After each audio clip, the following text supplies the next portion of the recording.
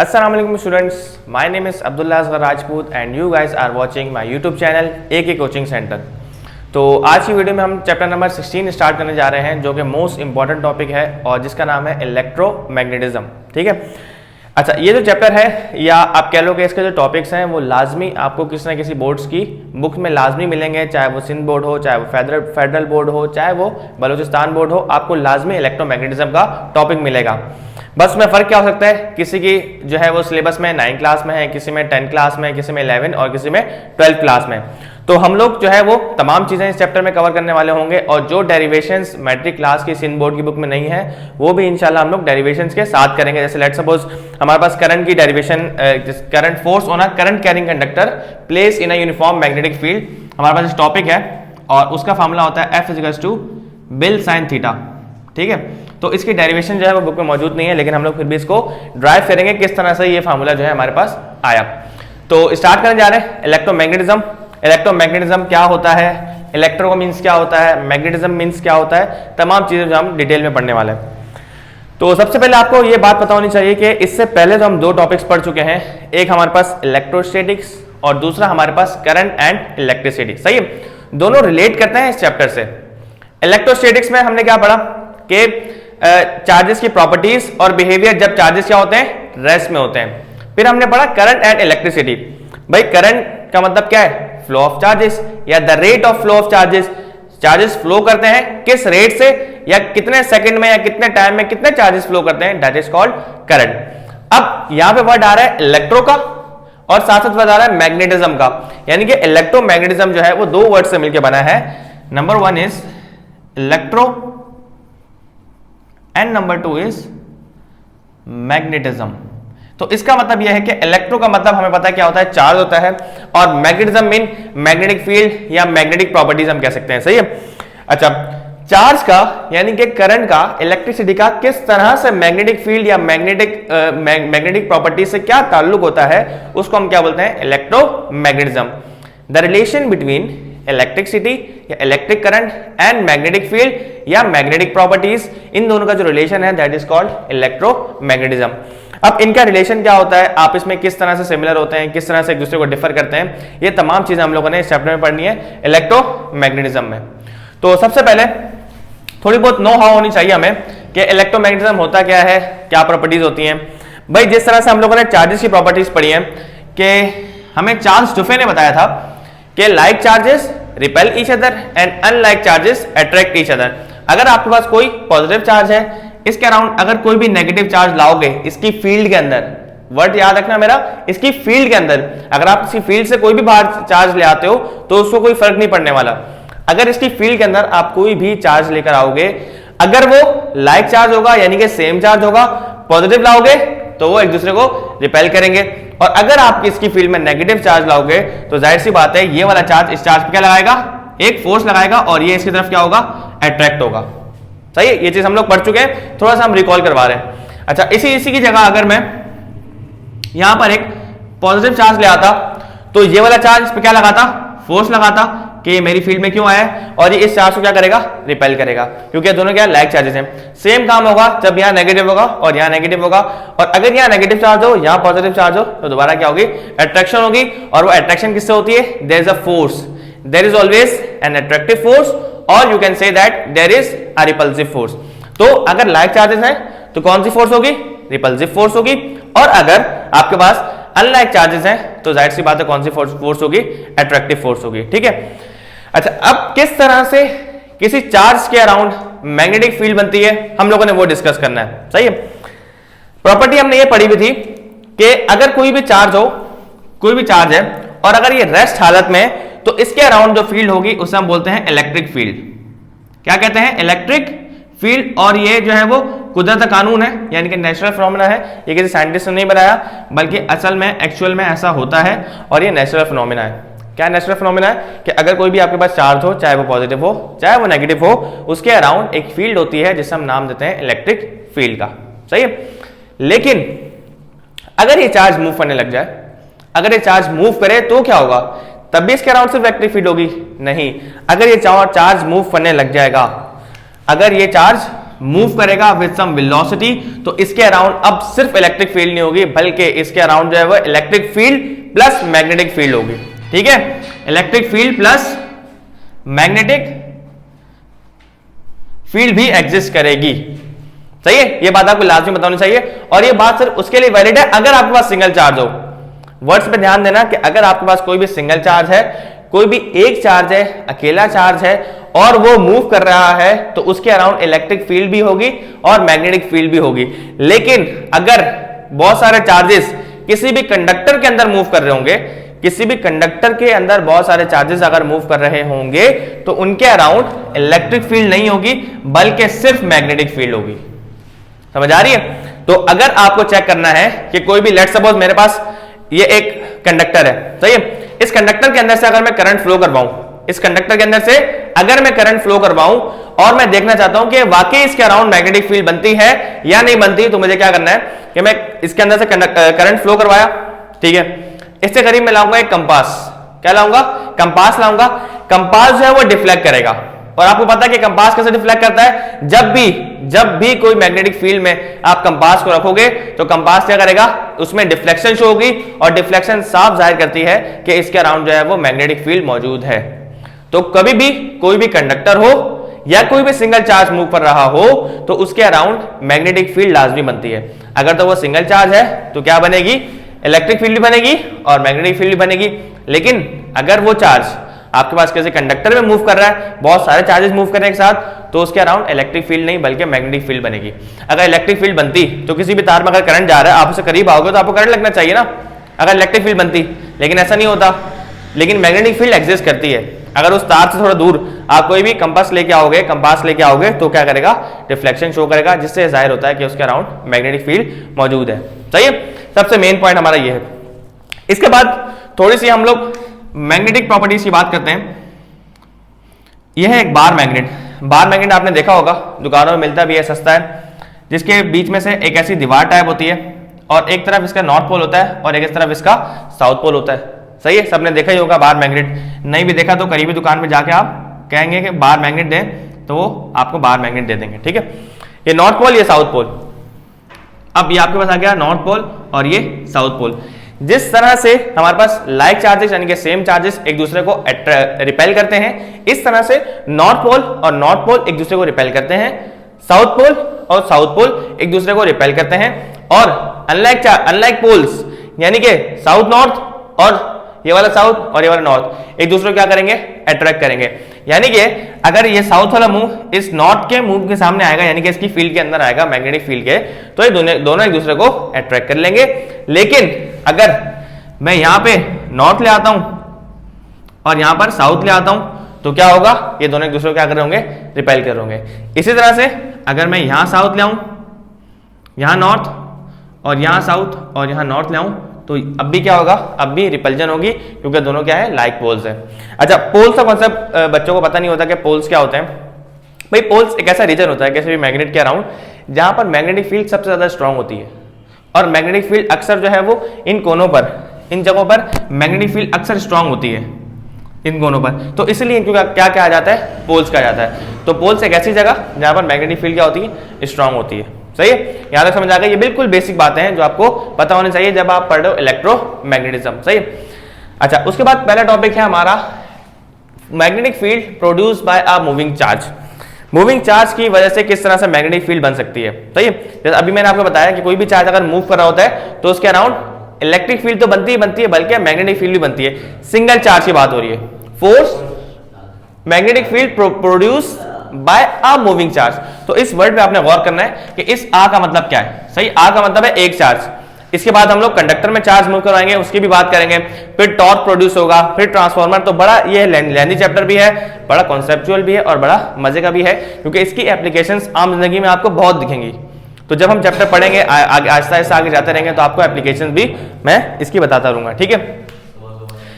अच्छा, अभी हमने क्या डिस्कस किया कि इलेक्ट्रिक फील्ड के बारे में पता लग गया, हमें पता चल गया चार्जेस के बारे में, पोल्स के बारे में और ये बार मैग्नेट की सिंपल प्रॉपर्टीज के बारे में। अच्छा, एक और प्रॉपर्टी यहाँ पे बहुत इंपॉर्टेंट होती है कि जो मैग्नेटिक फील्ड है ना वो हमेशा नॉर्थ टू साउथ होती है। यानी कि कभी भी किसी भी, ये आ गया आपके पास मैग्नेट, ये आ गया नॉर्थ पोल, ये आ गया साउथ पोल, सही है। तो मैग्नेटिक फील्ड हमेशा नॉर्थ टू साउथ होती है, magnetic field is always towards north to south, बाहर की तरफ। मैग्नेट के आउटवर्ड फील्ड हमेशा नॉर्थ से साउथ होती है, लेकिन इनवर्ड फील्ड हमेशा क्या होती है, साउथ से नॉर्थ होती है, सही है। ये जब हम चैप्टर पढ़ेंगे सोलेनॉइड वाला, तो सोलेनॉइड में हम ये चीज साफ देखेंगे कि मैग्नेटिक फील्ड साउथ से नॉर्थ अंदर की तरफ है और बाहर जो है वो नॉर्थ से साउथ है। तो ये वाला पॉइंट यहां पे नोट कर लें कि magnetic field is always towards north to south, और यहां पे देखते हैं आउटवर्ड, सही है। मैग्नेट के बाहर फील्ड हमेशा क्या होगी, साउथ से नॉर्थ होगी। अच्छा, इसका भी एक्सपेरिमेंट मैट्रिक क्लास में मौजूद है कि आपके पास एक व्हाइट शीट होती है, उस व्हाइट शीट पे आपने जो है वो मैग्नेट को प्लेस किया हुआ होता है, और आप कंपास अगर ला के रखते हो नॉर्थ पोल के, अगर आप कंपास को यहाँ रखोगे तो कंपास की जो निडल है वो इस तरफ डिफ्लेक्ट होगी, फिर आप यहाँ रखोगे तो इस तरफ डिफ्लेक्ट होगी, फिर आप यहाँ रखोगे तो इस तरफ डिफ्लेक्ट होगी। तो उसकी जो निडल है वो हमेशा नॉर्थ से कहाँ जाएगी, साउथ जाएगी। कभी ऐसा नहीं होगा कि वो साउथ से नॉर्थ की तरफ आए। तो हमेशा मैग्नेटिक फील्ड जो है वो is always towards north to south outward, और इनवर्ड जो फील्ड होती है वो inward, the magnetic field is always south to north, सही है। तो ये आपके पास दो पॉइंट्स है जो बहुत इंपॉर्टेंट है, जो आपको पता होना चाहिए। अगर आप कोई भी टॉपिक पढ़ रहे हो, जैसे आप सोलेनॉइड पढ़ रहे हो या टॉरॉइड पढ़ रहे हो, तो आपको ये टॉपिक कम से कम पता होना चाहिए। तो अब हम आते हैं अपने मेन टॉपिक की तरफ, जो है magnetic field produce by a moving charge. Let's suppose पहले हम यहां पर ड्रॉ करते हैं, एक इलेक्ट्रिक फील्ड ड्रॉ करते हैं। अच्छा, इलेक्ट्रिक फील्ड के लिए हमें क्या चाहिए होता है, इलेक्ट्रिक फील्ड के लिए हमें दो अपोजिटली चार्ज प्लेट्स चाहिए होती हैं, टू अपोजिटली चार्ज प्लेट्स। ये आ गई आपके पास एक प्लेट, और ये आ गई दूसरी, सही है। अच्छा, एक पे पॉजिटिव चार्ज, ये पॉजिटिवली चार्ज प्लेट है, और ये नेगेटिवली चार्ज प्लेट है। अच्छा, हमने पॉजिटिव और नेगेटिव क्यों बनाई है, because there is an electric field. यहां हमने क्या ड्रॉ करनी है, इलेक्ट्रिक फील्ड इंटेंसिटी, या हम कह सकते हैं इलेक्ट्रिक इंटेंसिटी, सही है। कभी भी दो चार्ज प्लेट्स होगी तो उनके दरमियान पोटेंशियल डिफरेंस भी पाया जाएगा और इलेक्ट्रिक इंटेंसिटी भी होगी। खैर, पोटेंशियल डिफरेंस की बात नहीं करनी, लेकिन हमने बात करनी है इलेक्ट्रिक फील्ड की। और याद रखना कि इलेक्ट्रिक फील्ड हमेशा हायर पोटेंशियल से लोअर पोटेंशियल की तरफ होती है, यानी कि पॉजिटिव टू नेगेटिव होती है। हम पॉजिटिव को हायर पोटेंशियल मानते हैं और नेगेटिव को लोअर पोटेंशियल। तो फील्ड की डायरेक्शन हमेशा क्या हो गई, पॉजिटिव टू नेगेटिव, ये आ गई इलेक्ट्रिक फील्ड। अच्छा, अब मैं अगर आपसे कहूं कि इस फील्ड के दरमियान में यहां पर बिल्कुल मिड में एक पॉजिटिव चार्ज पड़ा हुआ है, अगर इन दो प्लेट्स के दरमियान और इनकी electric intensity, electric field lines के दरमियान एक पॉजिटिव चार्ज एग्जिस्ट करता है, तो क्या होना चाहिए भाई, होना तो ये चाहिए कि आपके पास ये पॉजिटिव चार्ज है तो ये नेगेटिव वाला इसको रिपेल कर रहा होगा इस तरफ, ये नेगेटिव वाला क्या करेगा, इसको रिपेल करेगा, और ये नेगेटिव चार्ज इस पॉजिटिव चार्ज को अट्रैक्ट करेगा। इसका मतलब इस चार्ज पे एक फोर्स लग रही है, और वो फोर्स कहां लग रही है, राइटवर्ड एक फोर्स लग रही है, और वो फोर्स कौन लगा रहा है, ये वाला इस पे रिपल्सिव फोर्स लगा रहा है, और ये नेगेटिव प्लेट इस पे अट्रैक्टिव फोर्स लगा रही है। सेम काम हम करते हैं मूविंग चार्ज के लिए, बल्कि काम करते हैं कि अभी हमने इलेक्ट्रिक फील्ड ड्रॉ की थी, अब हम ड्रॉ करते हैं मैग्नेटिक फील्ड को। यह आ गया नॉर्थ पोल और ये आ गया साउथ पोल, सही है। अच्छा, अभी मैंने आपको बताया कि फील्ड मैग्नेटिक फील्ड लाइंस हमेशा क्या होती है, नॉर्थ टू साउथ होती है, और इलेक्ट्रिक फील्ड लाइन हमेशा पॉजिटिव टू नेगेटिव होती है। तो ये आ गई मैग्नेटिक फील्ड लाइंस, सही है, मैग्नेटिक फील्ड लाइंस। अच्छा, अगर यहां पे एक चार्ज पड़ा हुआ होगा, अगर मैं एक चार्ज को यहां रख दूं, पॉजिटिव चार्ज को, तो अब क्या इस पे फोर्स लगेगी, तो आपका जवाब होना चाहिए बिल्कुल नहीं, इस पे फोर्स नहीं लगेगी। क्यों नहीं लगेगी, क्योंकि ये चार्ज जो है बिल्कुल स्टैटिक है, ये चार्ज स्टैटिक है, और हमने ये प्रॉपर्टी पढ़ी हुई है कि कोई भी चार्ज अगर स्टैटिक होता है तो उसके अराउंड सिर्फ और सिर्फ कौन सी फील्ड होती है, इलेक्ट्रिक फील्ड होती है। मैग्नेटिक फील्ड तब आती है जब वो चार्ज मूव करता है। लेकिन अगर ये सेम चार्ज इसी इलेक्ट्रिक फील्ड के अंदर मूव करना स्टार्ट हो जाए, ये आ गया नॉर्थ और ये आ गया साउथ, ये आ गई फील्ड। अगर ये चार्ज पॉजिटिव चार्ज इसी फील्ड के अंदर किसी वेलोसिटी से मूव करना स्टार्ट हो जाए। और याद रखना कि चार्ज हमेशा मूव करना चाहिए परपेंडिकुलर। अगर पैरेलल है यानी कि जिस तरफ फील्ड है उसी तरफ अगर आप चार्ज को मूव करवा रहे हो तो कुछ नहीं मिलेगा आपको, कोई फिनोमेना नहीं होगा। इस चार्ज को आपने डेफिनेट है कि आपने इसको मूव करवाना है perpendicular to the field. Field इस तरह से है तो आपने उसको मूव करवाना है या तो ऐसे या आपने उसको मूव करवाना है ऐसे, यानी कि ये फील्ड को क्रॉस करता हुआ आना चाहिए, अक्रॉस होना चाहिए दोनों आपस में। तो लेट सपोज के ये चार्ज जो है ये मूव करता हुआ आ रहा है इस फील्ड के अंदर। तो अगर ये चार्ज मूव करता हुआ आ रहा है इस फील्ड के अंदर तो अब क्या इस पे फोर्स लगेगी? तो आपका जवाब होना चाहिए बिल्कुल लगेगी। क्यों लगेगी? क्योंकि हमने पढ़ा है कि जब भी कोई चार्ज मूव कर रहा होता है, डायनामिक हालत में होता है, तो उसके around electric field as well as magnetic field भी बनती है। तो जब इसके अराउंड एक मैग्नेटिक फील्ड होगी और ये ऑलरेडी एक मैग्नेटिक फील्ड में बना हुआ है तो जाहिर सी बात है इस पे क्या लगेगी? एक फोर्स लगेगी और जिसे हम क्या बोलते हैं? Magnetic force. यहां पर फोर्स लगी थी, किसकी वजह से लगी थी? इलेक्ट्रिक फील्ड की वजह से। तो हमने बोला था इसको इलेक्ट्रिक फोर्स या इसको हम कूलम्स फोर्स भी कहते हैं, इसको हम इलेक्ट्रोस्टैटिक फोर्स कह रहे होते हैं या तो हम कूलम्स फोर्स कह रहे होते हैं। तो यहां पे जो फोर्स है वो क्या है? कूलम्स फोर्स है या तो इलेक्ट्रोस्टैटिक फोर्स है। लेकिन यहां पे कौन सी फोर्स है? मैग्नेटिक फोर्स है।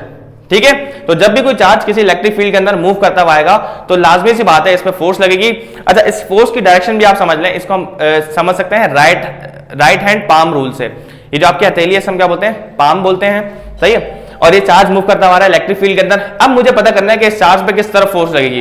ये बहुत इंपॉर्टेंट है कि आपको ये चीज पता होनी चाहिए कि इस चार्ज पे किस तरफ फोर्स लगेगी, सही है। तो आप क्या करोगे? राइट हैंड पाम रूल इस्तेमाल करोगे। Right hand palm rule. अच्छा, राइट हैंड पाम रूल क्या कहता है हमें कि सबसे पहले आपने अपने फिंगर्स को स्ट्रेच करना है towards the direction of magnetic field. जिस तरफ आपकी मैग्नेटिक फील्ड की डायरेक्शन है उस तरफ आपने अपने फिंगर्स को स्ट्रेच करना है, सही है। तो आपने अपनी 4 फिंगर्स को स्ट्रेच कर लिया towards the direction of magnetic field, सही है। ये आपके आ गए मैग्नेटिक फील्ड एक्स एक्सिस में। अब ये चार्ज मूव कर रहा है नीचे की तरफ। नीचे का मतलब क्या होता है? नीचे का मतलब होता है हमारे पास नेगेटिव वाई। अगर मैं आपको यहां ड्रॉ करके दिखाऊं, सही। वैसा मैं तीनों डायमेंशन को स्टडी करना पड़ेगा यहां पे, तो जेड भी बना दो आप।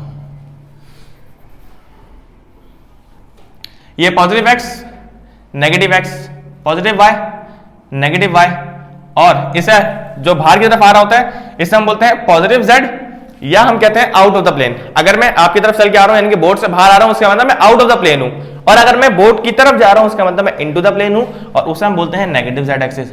तो अगर आप डायरेक्शन देखो तो ये चार्ज नीचे की तरफ है, इसका मतलब नेगेटिव वाई की तरफ है। और ये बात हमेशा याद रखना कि अगर आपके पास पॉजिटिव चार्ज है तो आप क्या करोगे? राइट हैंड रूल इस्तेमाल करोगे, और अगर आपके पास नेगेटिव चार्ज है तो आप क्या करोगे?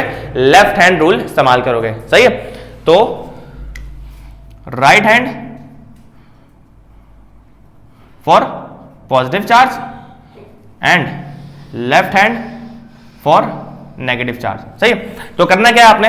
सिंपल से आपने सबसे पहले अपनी इन 4 फिंगर्स को स्ट्रेच करना है towards the direction of magnetic field. Magnetic field का एक्स एक्सिस पे आपने फिंगर्स को स्ट्रेच कर दिया।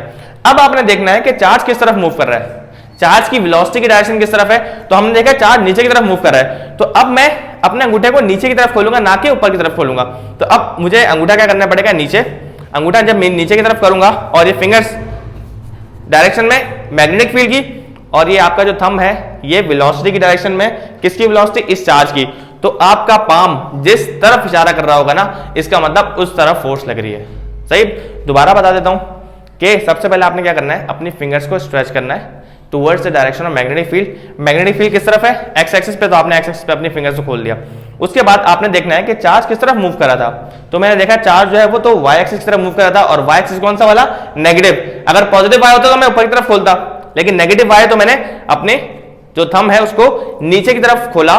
तो जिस तरफ आपका पाम आ रहा है यानी कि हथेली आ रही है उस तरफ आपकी डायरेक्शन होगी फोर्स की। कौन सी फोर्स? Magnetic force. तो इस तरफ इस कंडीशन में जो मैग्नेटिक फोर्स लगेगी वो लगेगी आउट ऑफ द प्लेन, सही। खैर, जब हम टॉपिक पढ़ेंगे तो इसके हम लोग काफी सारी प्रैक्टिस करेंगे, काफी सारी डायग्राम बनाऊंगा मैं, और उसको हम चेक करेंगे कि फोर्स किस तरफ लग रही है। तो हमने ये पढ़ना है कि जब भी कोई चार्ज मैग्नेटिक फील्ड में आता है तो उस पर फोर्स लगती है, और हमने चेक कर लिया कि फोर्स की डायरेक्शन किस तरफ होती है, और उस डायरेक्शन को निकालने का हमने तरीका भी सीख लिया, और उसके आगे हम लोगों ने प्रैक्टिस भी करनी है। अब हम फार्मूला जरा देख लेते हैं कि इसका फार्मूला असल में है क्या।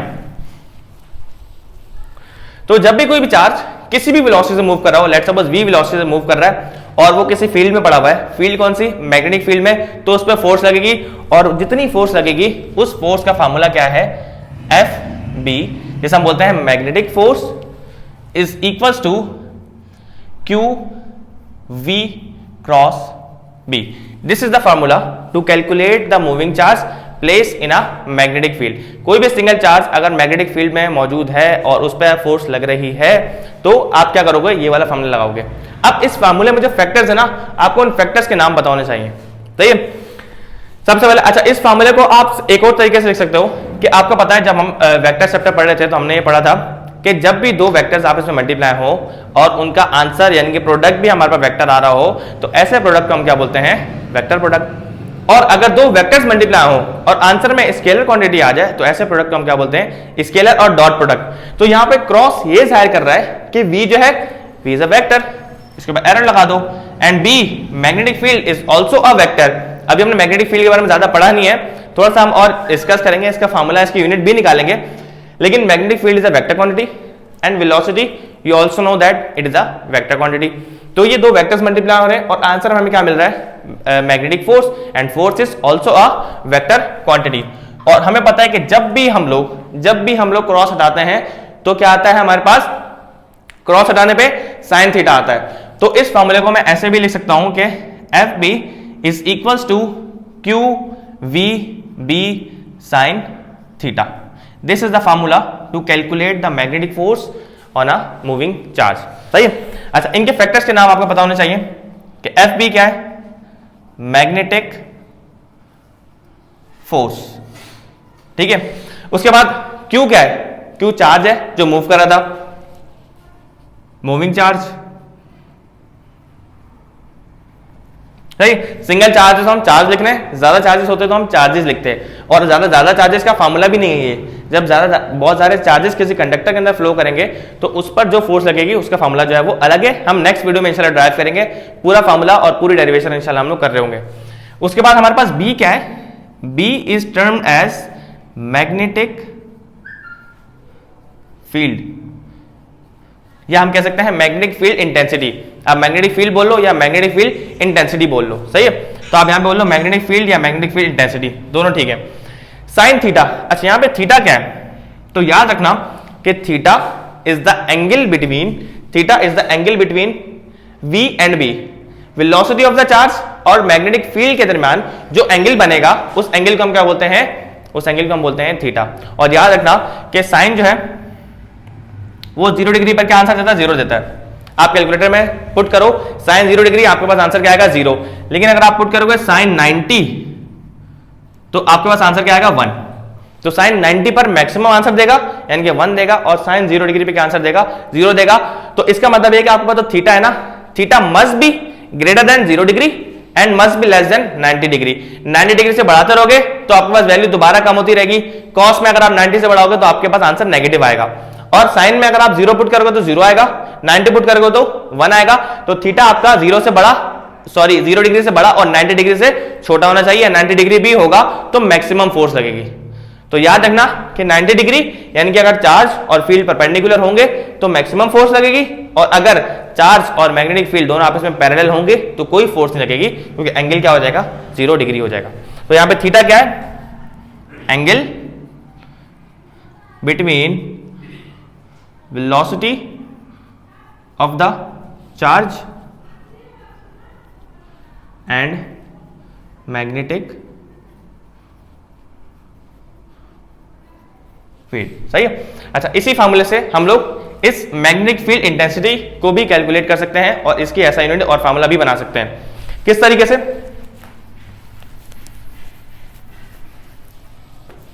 आपने क्या करना है, इस बी को अलग करना है, बी वाले फैक्टर को अलग करना है। तो ये q v sine theta multiply हो रहा है, वहां जाके डिवाइड हो जाएंगे। तो आपके पास बी यानी कि मैग्नेटिक फील्ड अलग हो जाएगी और किसके बराबर हो जाएगी, क्यू वी और साइन थीटा मल्टीप्लाई हो रहे थे, वहां जाके डिवाइड हो गए। तो f b divided by q v sine theta इसके डिवीजन में आ गए, क्यू वी साइन थीटा, सही है। तो यहां से आपको एक और फार्मूला मिलता है किसका, मैग्नेटिक फील्ड का। और मैग्नेटिक फील्ड की यहां से डेफिनेशन भी हमें पता चलती है कि मैग्नेटिक फील्ड क्या है, वो फोर्स मैग्नेटिक फील्ड इंटेंसिटी है, ये वो फोर्स जो किसी चार्ज पर लग रही है जब वो किसी वेलोसिटी से मूव करता है किसी भी मैग्नेटिक फील्ड के अंदर। सही है, तो जब भी कोई चार्ज किसी भी मैग्नेटिक फील्ड के अंदर मूव करता है तो उस पर क्या लगती है, फोर्स लगती है, और फोर्स किस डायरेक्शन में लगती है उसकी प्रैक्टिस भी हम इंशाल्लाह नेक्स्ट वीडियो में करेंगे, और इसकी प्रॉपर डेफिनेशन भी हम लोग नेक्स्ट वीडियो में लिखेंगे। अब क्या करेंगे हम लोग, अब हम इसकी ऐसा यूनिट ड्राइव करते हैं। सही है, अगर आप चाहते हो कि आप मैग्नेटिक फील्ड की ऐसा यूनिट ड्राइव करो, पहले तो आपको ये बताना चाहिए कि बी क्या है, magnetic field. Magnetic field is denoted by b and it is a vector quantity. यहां पे आप लिख दो कि magnetic field is a vector quantity. भाई वेक्टर क्वांटिटी है तभी तो हम लोग कब से उसकी डायरेक्शन निकाल रहे हैं। अगर एक स्केलर क्वांटिटी होती है तो हम डायरेक्शन नहीं निकालते, it is a vector quantity. ऐसा यूनिट ड्राइव कर लेते हैं। एफ क्या है, फोर्स। तो फोर्स कोई भी हो, मैग्नेटिक फोर्स हो, इलेक्ट्रिक फोर्स हो, यूनिट क्या होगी इसकी, न्यूटन होगी। तो यहां आ गया हमारे पास newton, divided by Q, Q for charge, और चार्ज की यूनिट क्या होती है, कूलम। वी वेलोसिटी, और वेलोसिटी की यूनिट हमें पता है क्या होती है, मीटर पर सेकंड। सही है। अच्छा, आपके पास साइन थीटा, और थीटा आपको पता है उसकी कोई एंगल नहीं होती, वैसे यूनिट नहीं होती। थीटा की वैसे यूनिट होती है रेडियन, जो फिजिक्स ने सप्लीमेंट्री के तौर पे इसको दी है, लेकिन हम लोग किसी और यूनिट्स में जब कोई भी एंगल थीटा आ रहा होता है तो उसकी यूनिट्स ड्राइव नहीं कर रहे होते। सही है, तो आपके पास साइन थीटा की कोई यूनिट नहीं होगी। N for newton, C for coulomb, metre per second. तो आपके पास मैग्नेटिक फील्ड की एक यूनिट आ गई, न्यूटन पर कूलम मीटर पर सेकंड। इसी को अगर मैं थोड़ा सा और एडवांस करूं तो ये आ गया न्यूटन डिवाइडेड बाय, भाई मैं कूलम के नीचे लिख रहा हूं सेकंड, कूलम के नीचे लिखूंगा सेकंड, और ये आ जाएगा मीटर। अच्छा, ये माइनस नहीं है, ये मल्टीप्लाई का सिंबल है, आप चाहो तो यहाँ पे मल्टीप्लाई डाल दो। सही, कंफ्यूज नहीं होना, ये मल्टीप्लिकेशन है। मैंने क्या किया कि इस c के नीचे इस s को लिख दिया। जैसे लेट्स सपोज अगर मेरे पास लिखा हुआ है x multiply by y upon 2, तो अगर मैं लिख दूंगा x upon 2 multiply by y, तो क्या चीज गलत है, दोबारा मल्टीप्लाई होगा तो वही आ जाएगा, एक्स वाई डिवाइड बाय 2 1 2। तो अगर आप x upon 2 multiply by y लिखो या x multiply by y upon 2 लिखो तो एक ही बात है। तो मैंने यहाँ लिख दिया कूलम पर सेकंड। और अगर आपने इलेक्ट्रोस्टैटिक्स और करंट इलेक्ट्रिसिटी अच्छे से पढ़ा है तो आपको पता होगा कि कूलम पर सेकंड किसकी यूनिट होती है। भाई हमने करंट पढ़ा है ना, the rate of flow of charges is called current, और करंट का फॉर्मूला क्या था, Q अपॉन T। कितने टाइम में कितने चार्जेस फ्लो करते हैं, दैट इज कॉल्ड करंट। तो करंट Q फॉर Q ऐसा यूनिट कूलम, चार्ज की ऐसा यूनिट कूलम होती है, और टाइम भी होती है सेकंड होती है। तो उसका मतलब हमें ये पता चला कि कूलम पर सेकंड तो करंट की यूनिट होती है, जिसको हम बराबर लेते हैं एम्पेयर के। Coulomb per second is equals to ampere. सही है, तो यहां पे आ जाएगा इसकी जगह एम्पेयर। तो एक और यूनिट मुझे मिल गई, न्यूटन पर एम्पेयर मीटर।